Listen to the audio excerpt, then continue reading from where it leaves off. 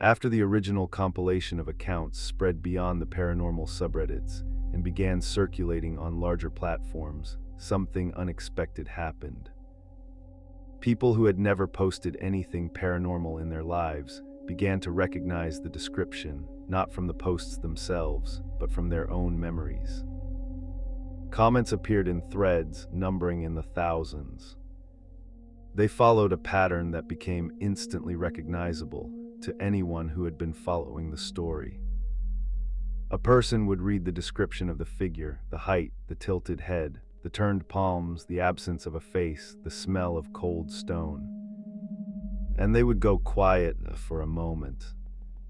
Then they would type something like, "Wait," or "I've never told anyone this," or simply, "Oh." And then they would describe an experience they had carried silently for years, sometimes decades. A woman in her 50s remembered waking up at her grandmother's house at age 7 and seeing the figure in the doorway of the bedroom. She had convinced herself it was a dream. She had not thought about it in 40 years. Reading the description brought it back with a completeness and a physical weight that she described as being struck. A man in his 30s remembered it from age 12, not at the foot of his bed, but in the corner of his room. In the narrow gap between his wardrobe and the wall, in that vertical slice of darkness, his nightlight never quite reached. He had told his parents, and they told him it was a dream. He agreed with them eventually, but not in his body. In his body, he said, he had always known. A college student wrote that she saw the figure not in a bedroom, but in a hospital room. It was sitting in a chair beside the bed of her father 3 nights before he died. She had been sleeping in the room with him. She woke at 3:22 in the morning and the figure was there. Still tilted head, hands resting loosely, no face. She grabbed her father's hand and he squeezed back, which meant he was still alive, which meant whatever was sitting in that chair had not yet done whatever it had come to do. She told this story and then said, "I don't think it came for him. I think it came because I needed to know something was going to happen before it happened. I think it was doing me a kindness." That interpretation, strange and somehow more unsettling than fear, began to appear again and again. People who had seen the figure not with terror, but with a sense of being informed, being prepared, as if the figure was not a predator, but a messenger. As if the absence of a face was not horror, but neutrality. As if this thing, whatever it is, operates on a logic so different from human logic that words like threatening or harmless simply do not apply. It is something else. Something we do not have a category for. Researchers who had been cataloging the original 400 posts found themselves cataloging thousands more as the second wave grew. And within those thousands, new patterns began to emerge. The figure appeared more often during moments of transition. Before a death in the family. Before a move to a new city. Before the end of a relationship. Before the beginning of something new and frightening. Before decisions that changed lives. It appeared in hospitals, in childhood bedrooms, in new apartments on the very first night.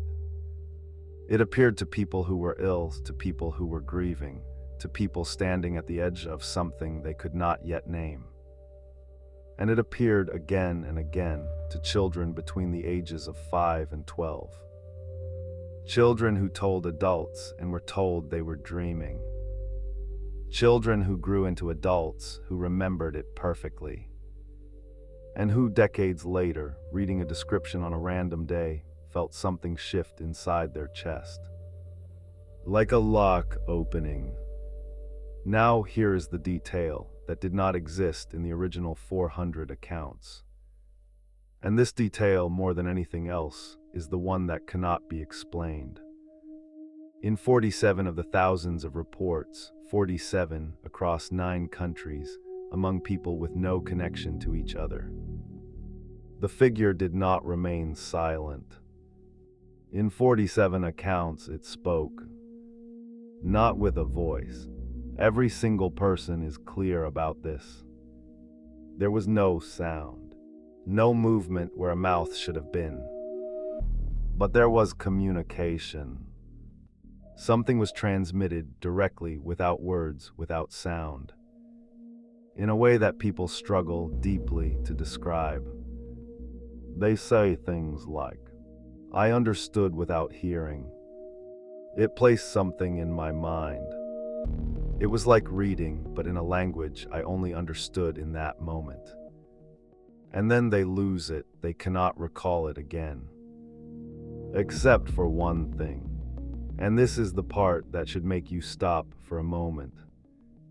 Of those 47 people, 31 of them, independently, across different countries, different languages, reported the same message. Not a similar idea. Not a shared theme. The same message. As close to word for word as translation allows. It reads like this. "You were not supposed to see this. You are seeing it anyway. There is no danger in seeing it. The danger is in looking for it."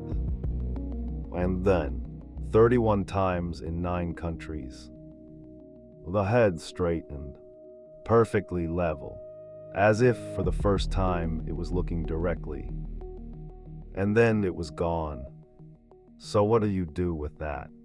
What do you do with dozens of identical experiences shared by people who never spoke to each other?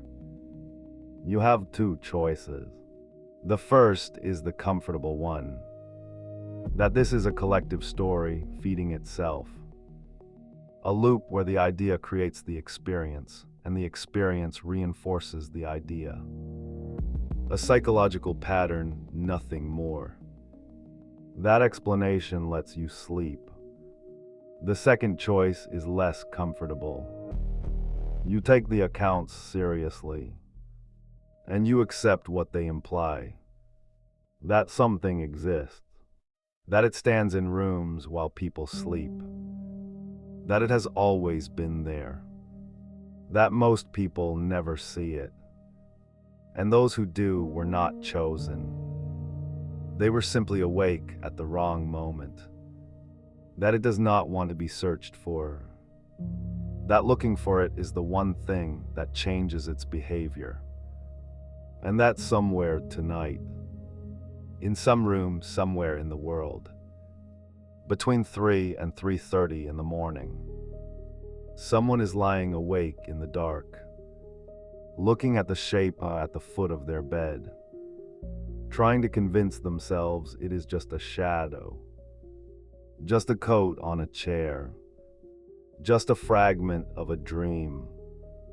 But it is not. It is the thing, and it is looking at them. And no, because you have heard this, because it has passed through your mind and stayed there.